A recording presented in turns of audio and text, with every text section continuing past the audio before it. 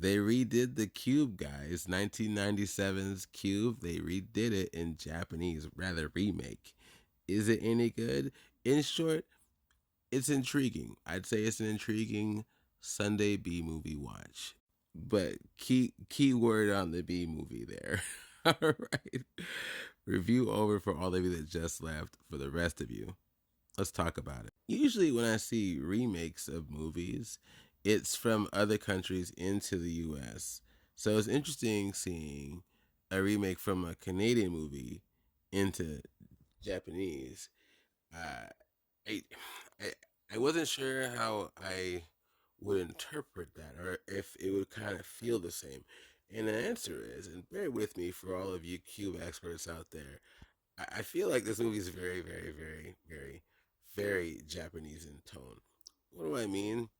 There is a huge social commentary here on how adults and younger people interact with each other a lot. It's almost anime style. They shout it out so loudly and repeatedly and so overtly. It comes off incredibly cheesy at times, but at the same time, my wife and I were like, "What's going on over there in Japan?"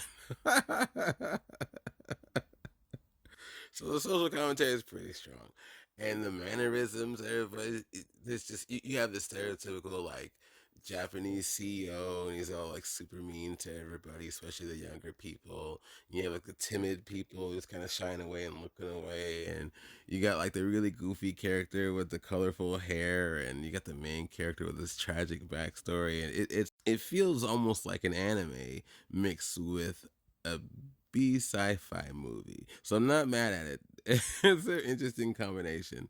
And it's definitely surprising. This is where the intriguing comes in. There's enough surprises here where, especially if you haven't seen the Cube movies before, you do want to see what happens next, and that's very important. And if you don't know what this movie is about, imagine waking up inside of a giant metal cube. And you find out that this giant metal cube's connected to a bunch of other giant metal cubes. And then, if you're lucky, you'll find out that some of these giant metal cubes have unalive traps in them. And when I say lucky, I mean that you won't get caught in it. This group of people have this problem.